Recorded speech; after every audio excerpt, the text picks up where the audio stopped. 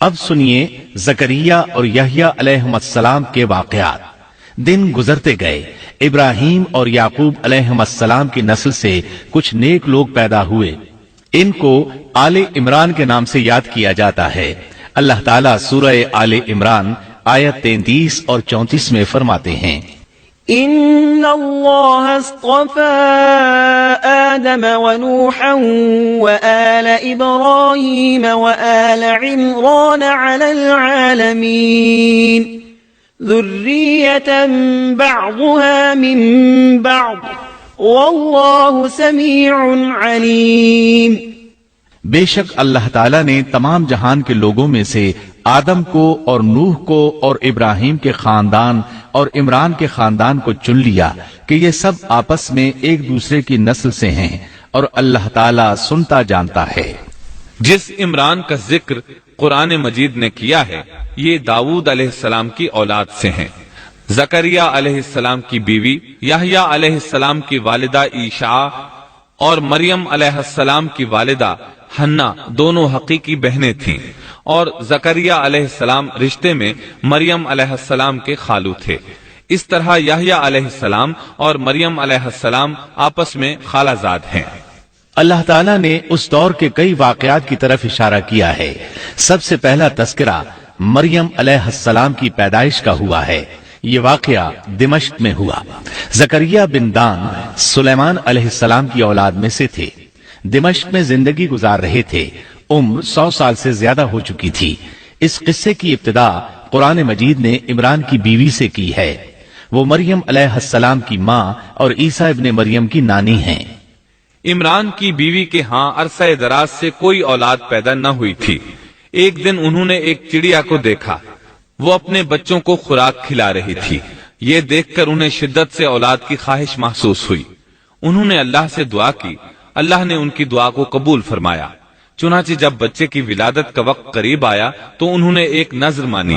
سورہ آل عمران آیت 35 میں اللہ تعالیٰ فرماتے ہیں، اذ قالت امرأة عمران رب انی نذرت لك ما في بطنی محررا فتقبل منی انك انت السمیع العلیم۔ جب عمران کی بیوی نے کہا، اے میرے رب، میرے پیٹ میں جو کچھ ہے اسے میں نے تیرے نام آزاد کرنے کی نذر مانی ہے، تو میری طرف سے قبول فرما، یقیناً تو خوب سننے والا اور پوری طرح جاننے والا ہے۔ انہوں نے اللہ تعالیٰ سے اولاد کی دعا کی۔ اللہ تعالیٰ کے حکم سے جب انہیں بچہ پیدا ہونے کی امید ہوئی تو انہوں نے نذر مان لی کہ جس بچے کو جنم دوں گی اسے اللہ کے لیے آزاد چھوڑ دوں گی تاکہ وہ بیت المقدس کی خدمت کرے۔ زکریا علیہ السلام اور آل عمران بیت المقدس کی طرف نقل مکانی کر چکے تھے۔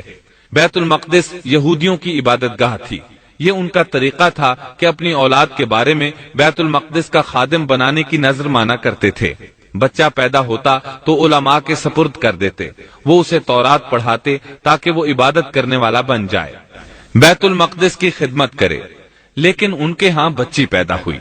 بچیوں کو تو خدمت کے لیے وقف نہیں کیا جاتا تھا۔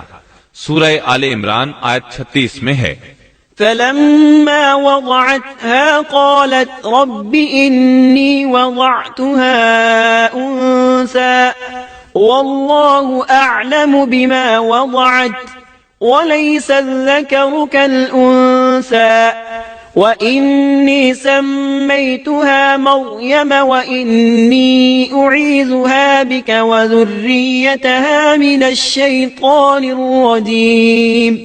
جب بچی پیدا ہوئی تو کہنے لگیں، پروردگار میرے ہاں تو لڑکی ہوئی ہے، اللہ تعالیٰ کو خوب معلوم ہے کہ کیا اولاد ہوئی ہے، اور لڑکا لڑکی جیسا نہیں، میں نے اس کا نام مریم رکھا ہے، میں اسے اور اس کی اولاد کو شیطان مردود سے تیری پناہ میں دیتی ہوں۔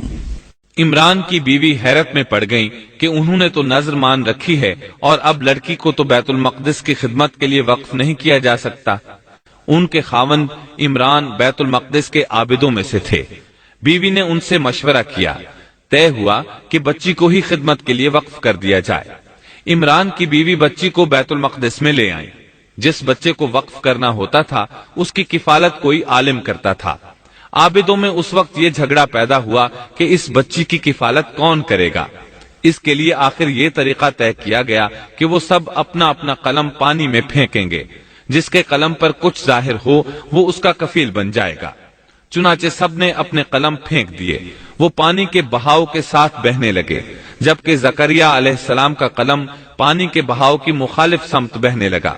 اللہ تعالیٰ سورہ آل عمران آیت 44 میں فرماتے ہیں، وما كنت لديهم إذ يلقون أقلامهم أيهم يكفل مريم وما كنت لديهم إذ يختصمون۔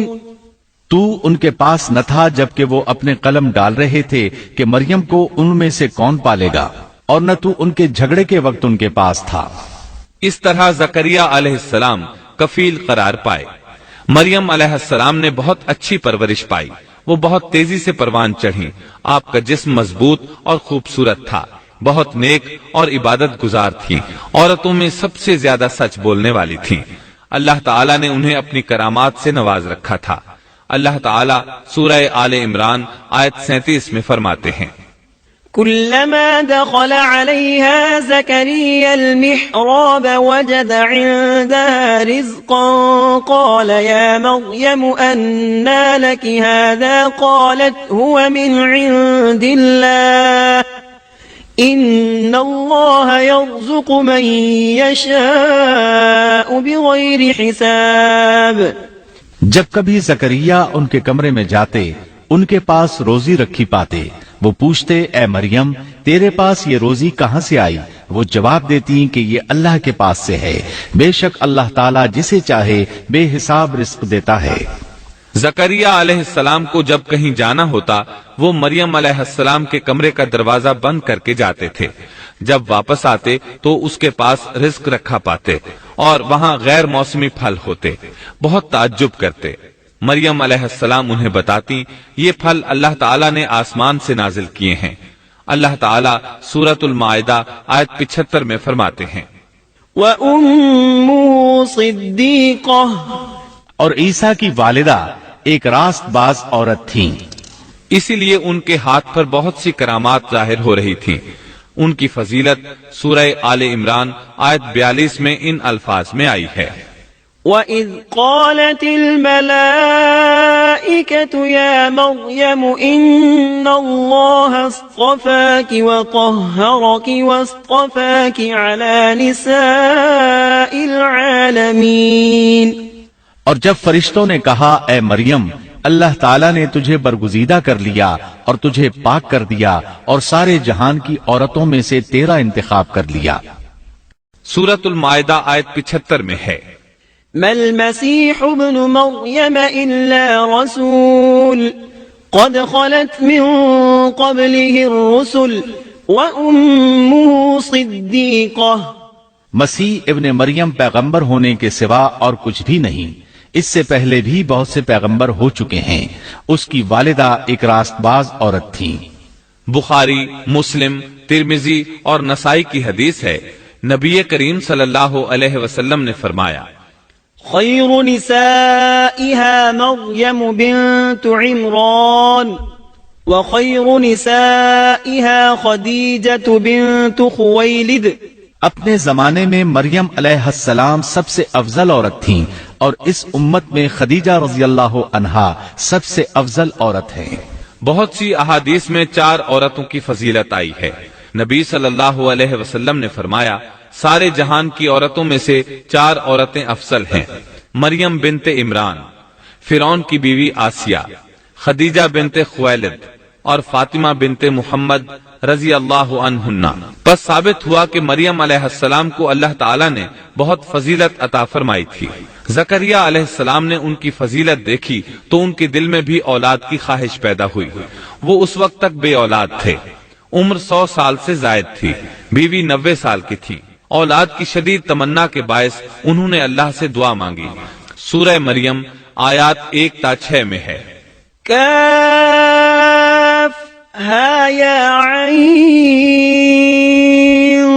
صاد ذكر رحمة ربك عبده زكريا إذ نادى ربه نداء خفيا قال رب إني وهن العظم مني واشتعل الرأس شيبا ولم أكن بدعائك رب شقيا وإني خفت الموالي من ورائي وكانت امرأتي عاقرا فهب لي من لدنك وليا يرثني ويرث من آل يعقوب واجعله رب رضيا کاف ہا یا عین صاد، یہ ہے تیرے پروردگار کی اس مہربانی کا ذکر جو اس نے اپنے بندے زکریہ پر کی تھی،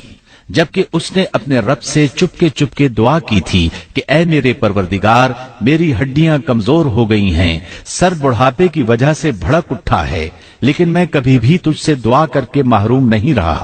مجھے اپنے مرنے کے بعد اپنے قرابت والوں کا ڈر ہے، میری بیوی بھی بانجھ ہے، پس تو مجھے اپنے پاس سے وارث عطا فرما جو میرا بھی وارث ہو اور یعقوب کے خاندان کا بھی جانشین ہو، اور میرے رب تو اسے مقبول بندہ بنا لے۔ زکریا علیہ السلام اپنے دور میں اکیلے ہی نبی تھے، ان کے ورثاء اور رشتہ داروں میں کوئی قابل آدمی نہیں تھا، اس لیے انہوں نے یہ دعا کی۔ سورۃ الانبیاء آیت 90 میں اللہ تعالیٰ فرماتے ہیں فاستجبنا له ووهبنا له يحيى وأصلحنا له زوجه، تو ہم نے اس کی دعا قبول فرما کر اسے یحییٰ عطا فرمایا اور ان کی بیوی کو ان کے لیے درست کر دیا۔ مطلب یہ کہ ان کا بانجھ پن دور کر دیا، پھر اللہ نے انہیں خوشخبری سنائی۔ يا زكريا إنا نبشرك بغلام اسمه يحيى لم نجعل له من قبل سميا۔ اے زکریا، ہم تجھے ایک بچے کی خوشخبری دیتے ہیں جس کا نام یحییٰ ہے، ہم نے اس سے پہلے اس کا ہم نام کسی کو نہیں کیا۔ زکریا علیہ السلام یہ سن کر خوش بھی ہوئے اور حیران بھی، کہنے لگے قال رب أنا يكون لي غلام وكانت امرأتي عاقرا وقد بلغت من الكبر عتيا۔ اے میرے پروردگار، میرے ہاں لڑکا کیسے ہوگا؟ میری بیوی بانجھ اور میں خود بڑھاپے کی انتہا کو پہنچ چکا ہوں۔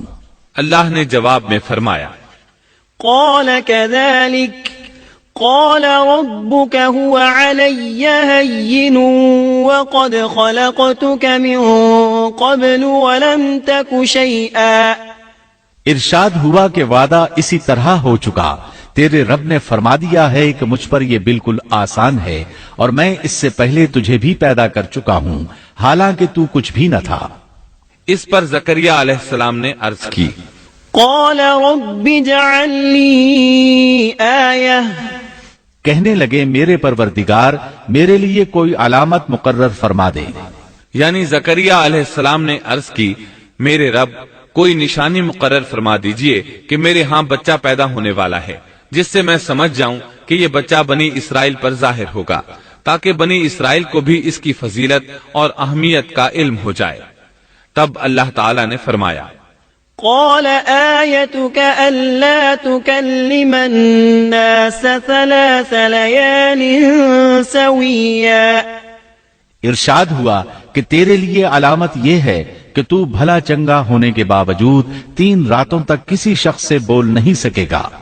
چنانچہ جب وہ وقت آیا اور وہ کسی سے بات کرنا چاہتے تو کر نہیں سکتے تھے، البتہ اپنے ذکر میں صبح شام مصروف رہتے، اور یہ نشانی تھی اس بات کی کہ ان کے ہاں بچہ پیدا ہونے والا ہے۔ اللہ تعالیٰ سورہ مریم آیت 11 میں فرماتے ہیں فخرج على قومه من المحراب فأوحى إليهم أن سبحوا بكرة وعشيا۔ اب زکریا اپنے حجرے سے نکل کر اپنی قوم کے پاس آ کر انہیں اشارہ کرتے ہیں کہ تم صبح و شام اللہ کی تسبیح بیان کرو۔ اللہ تعالیٰ سورہ آل عمران آیت 39 میں فرماتے ہیں فنادته الملائكة وهو قائم يصلي في المحراب أن الله يبشرك بيحيى مصدقا بكلمة من الله وسيدا وحصورا ونبيا من الصالحين. بس فرشتوں نے اسے آواز دی جبکہ وہ حجرے میں کھڑے نماز پڑھ رہے تھے کہ اللہ تعالیٰ تجھے یحییٰ کی یقینی خوشخبری دیتا ہے جو اللہ تعالیٰ کے کلمے کی تصدیق کرنے والا سردار، ضابط نفس اور نبی ہے نیک لوگوں میں سے. انسان کتنے ہی بلند و بالا مقام پر پہنچ جائے اور اللہ تعالیٰ کے ساتھ اسے زیادہ سے زیادہ قرب حاصل ہو جائے تب بھی وہ اللہ کا بندہ ہی رہتا ہے، اور کسی بھی بلندی پر پہنچ کر وہ اللہ یا اللہ کا بیٹا نہیں ہو سکتا، اللہ کا شریک نہیں ہو سکتا. اللہ جل شانہ کی ذات پاک وحدہ لا شریک ہے اور باپ بیٹے کی نسبتوں سے پاک ہے. لہذا انسان کی سب سے بڑی گمراہی یہ ہے کہ وہ جب کسی برگزیدہ انسان سے ایسے امور صادر ہوتے دیکھتا ہے جو عقل میں نہیں آتے تو رعب یا عقیدت کی بنا پر پکار اٹھتا ہے کہ یہ ہستی تو خود اللہ ہے جو انسانی شکل میں آئی ہے، یا اس کا بیٹا ہے، یا اللہ تعالیٰ کی شریک ہے. وہ یہ نہیں سوچتا کہ بلا شبہ ان واقعات کا جاری ہونا اللہ کی طاقت کے ذریعے ہے جو بطور نشان اس برگزیدہ انسان کے ہاتھوں جاری ہوئے. اس کے باوجود یہ نہ اللہ ہے نہ اللہ کا بیٹا بلکہ اس کا ایک پسندیدہ بندہ ہے، اور یہ امور اللہ تعالیٰ کے خاص قوانین کے تحت صرف اس کی تائید اور اس کی صداقت کے لیے ظاہر ہوتے ہیں، ورنہ وہ بھی اللہ تعالیٰ کے آگے اسی طرح مجبور ہے جس طرح دوسری مخلوق. انہیں خوشخبری سنائی گئی کہ بہت جلد یحییٰ نامی لڑکا پیدا ہوگا، وہ عیسیٰ علیہ السلام کی تصدیق کرے گا. یہاں کلمت اللہ سے مراد عیسیٰ علیہ السلام ہیں. اس طرح زکریا علیہ السلام کے ہاں چاند جیسا بیٹا پیدا ہو گیا.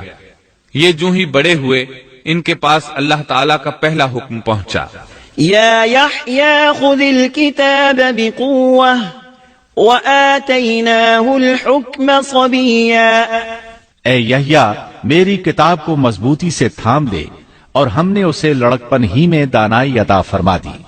اللہ تعالیٰ نے آپ کو نو عمری ہی میں حکمت اور دانائی عطا فرما دی. تفاسیر میں ہے کہ بچوں نے یحییٰ علیہ السلام سے کہا آؤ کھیلیں. انہوں نے کہا ہم کھیل کود کے لیے پیدا نہیں کیے گئے، اور اس وقت ان کی عمر صرف 5 سال تھی. اللہ تعالیٰ سورہ مریم آیت 13 تا 15 میں ان کے اوصاف بیان فرماتے ہیں. وحنانا من لدنا وزكاة وكان تقيا وبرا بوالديه ولم يكن جبارا عصيا وسلام عليه يوم ولد ويوم يموت ويوم يبعث حيا. اور ہم نے انہیں اپنے پاس سے شفقت اور پاکیزگی بھی عطا فرمائی، اور وہ پرہیزگار شخص تھا اور اپنے ماں باپ سے نیک سلوک کرنے والا تھا. وہ سرکش اور گناہگار نہ تھا. اس پر سلام ہے جس دن وہ پیدا ہوا اور جس دن وہ فوت ہوا اور جس دن وہ زندہ کر کے اٹھایا جائے گا. مورخین لکھتے ہیں کہ یحییٰ علیہ السلام کی پیدائش کے صرف 6 ماہ بعد عیسیٰ ابن مریم علیہ السلام پیدا ہوئے، یعنی زکریا علیہ السلام کی دعا کے 6 ماہ بعد مریم علیہ السلام کی طرف بھی اللہ تعالیٰ نے وحی بھیجی تاکہ اللہ تعالیٰ انہیں عیسیٰ علیہ السلام جیسا لخت جگر عطا کریں. گویا یحییٰ علیہ السلام عیسیٰ علیہ السلام سے 6 ماہ بڑے تھے. یحییٰ علیہ السلام بڑے ہوئے تو اپنے والد زکریا علیہ السلام کے ساتھ بنی اسرائیل کو اللہ کی طرف دعوت دینے لگے. اس وقت ایک ظالم شخص ان پر حکمران تھا. اس نے اپنے بھائی کی بیٹی سے شادی کرنے کا ارادہ کیا، اگرچہ ان کے دین میں یہ حرام تھا. اس نے یحییٰ علیہ السلام سے اس شادی کی اجازت طلب کی، اس لیے کہ ان کی نبوت کا اس وقت تک چرچا ہو چکا تھا اور وہ ان کے درمیان شریعت کے مطابق فیصلے کیا کرتے تھے. فتویٰ لینے کے لیے وہ تحفے تحائف کے ساتھ آپ کی خدمت میں آیا. یحییٰ علیہ السلام نے لوگوں کو جمع کیا اور خطبہ دیا کہ لڑکی کی اپنے چچا سے شادی حرام ہے. بادشاہ اور وہ لڑکی یہ فیصلہ سن کر غضبناک ہو گئے۔ لڑکی نے بادشاہ سے کہا تم یحییٰ کو قتل کرا دو، تب ہماری شادی ممکن ہے۔ بادشاہ نے ان کی طرف اپنے سپاہی روانہ کر دیے۔ اس وقت یحییٰ علیہ السلام محراب میں نماز ادا کر رہے تھے۔ سپاہیوں نے انہیں قتل کر دیا۔ اس طرح بادشاہ نے اپنی بھتیجی سے شادی کر لی۔ اس کے بعد انہوں نے آپ کے والد زکریا علیہ السلام کو بھی قتل کر دیا۔ اس طرح اس دور کے 2 نبی قتل کر دیے گئے۔ عیسیٰ علیہ السلام باقی رہ گئے۔ آپ یحییٰ علیہ السلام کی زندگی ہی میں نبی قرار پا چکے تھے۔ اس وقت آپ کی عمر 30 سال سے کچھ اوپر تھی۔ امام بخاری رحمت اللہ علیہ نے صحیح بخاری میں حدیث اسراء کے تحت سیدنا یحییٰ علیہ السلام کے ذکر میں یہ روایت لکھی ہے کہ نبی کریم صلی اللہ علیہ وسلم نے فرمایا، جب میں دوسرے آسمان پر پہنچا تو دیکھا کہ یحییٰ اور عیسیٰ علیہم السلام موجود ہیں اور یہ دونوں خالہ زاد بھائی ہیں۔ جبریل علیہ السلام نے کہا یہ یحییٰ اور عیسیٰ علیہم السلام ہیں، انہیں سلام کیجیے۔ میں نے انہیں سلام کیا، دونوں نے سلام کا جواب دیا۔ پھر دونوں نے کہا آپ کا آنا مبارک ہو اے ہمارے نیک بھائی اور نیک نبی۔ سیدنا زکریا علیہ السلام کے تذکرے میں یہ آ چکا ہے کہ یحییٰ علیہ السلام کی والدہ اور مریم علیہ السلام کی والدہ حقیقی بہنیں تھیں۔ اس لیے حدیث معراج میں نبی کریم صلی اللہ علیہ وسلم کا یہ فرمانا کہ سیدنا یحییٰ اور سیدنا عیسیٰ علیہ السلام خالہ زاد بھائی ہیں، اسی رشتے کی طرف اشارہ ہے۔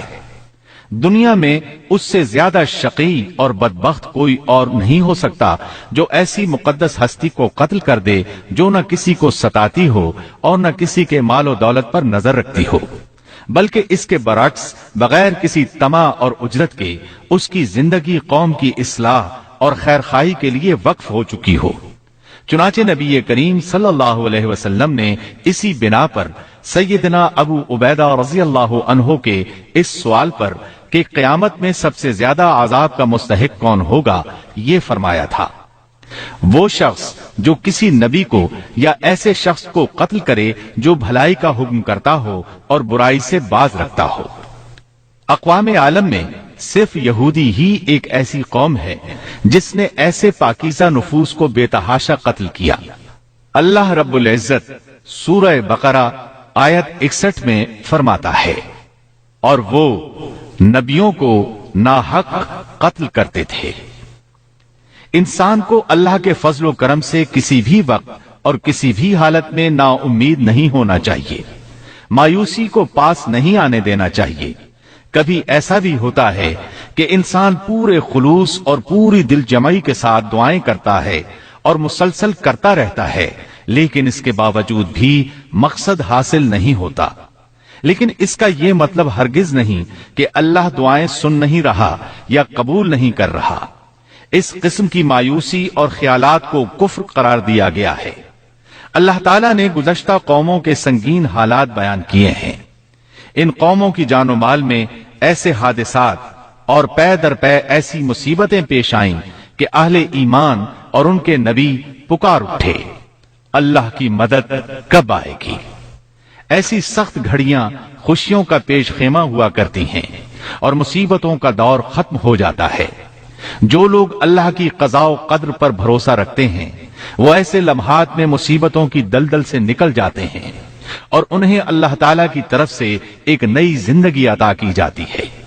سیدنا زکریا علیہ السلام زندگی بھر نبوت کے وارث کے لیے بے چین رہے، لیکن اللہ تعالیٰ سے یہی حسن ظن رکھا کہ اے پروردگار، میں آپ سے مانگ کر کبھی بے مراد نہیں رہا۔ سیدنا زکریا علیہ السلام کی عمر کی آخری منزل آ چکی تھی اور آپ کی بیوی صاحبہ بانجھ تھی۔ ساری زندگی گود اولاد سے خالی رہی تھی، لیکن مریم علیہ السلام کے حجرے میں کرامت کا ظہور دیکھ کر آپ کا ذہن اچانک اس طرف منتقل ہوا کہ جو اللہ تعالیٰ اس بات پر قادر ہے کہ ظاہری اسباب کے بغیر ہر روز تر و تازہ پھل حجرے میں پہنچا سکتا ہے، وہ یقیناً اس پر بھی قادر ہے کہ میری اس آخری عمر میں مجھے اولاد کی نعمت عطا کر دے۔ حقیقت یہ ہے کہ دعا کرنے والے کی نظر اس عالم اسباب میں بھی اسباب اور وسائل سے کہیں زیادہ मुसब्बिबुल असबाब पर हो तो वो कबूलियत का दरवाजा फौरन खुल जाता है। सैयदना जकरिया अलैहिस्सलाम को दूसरे ही लम्हे एक अजीम फर्जंद की बशारत दे दी गई। औलाद की ख्वाहिश एक फितरी ख्वाहिश है और ये ख्वाहिश कनात और ज़ुहद के खिलाफ भी कतन नहीं। कुरान करीम ने अंबिया की जुबान से इस किस्म की दुआएं और पुकार जिक्र करके ये हकीकत वाज़े कर दी कि अंबिया और रसुल जो ज़ुहद और कनात के मीनार होते हैं इस दवाजी जिंदगी से बरी नहीं है। इस्लाम ने औलाद की ख्वाहिश को फितरी ख्वाहिश करार दिया गया है। ताहम ये नुक्ता भी जहन में रहना चाहिए कि सैयदना जकरिया अलैहिस्सलाम सिर्फ औलाद ही नहीं चाहते थे, सालेह औलाद चाहते थे ताकि वो उनके बाद दावत का काम जारी रखे। इसलिए आपने अपनी दुआओं को पाकीज़ा और नेक औलाद के अल्फाज के साथ खास किया। सूरह आले इमरान आयत 38 में है, उसी जगह जकरिया अलैहिस्सलाम ने अपने परवरदिगार से दुआ की, कहा कि ऐ मेरे परवरदिगार मुझे अपने पास से पाकीज़ा औलाद अता फरमा, बेशक तू दुआ का सुनने वाला है।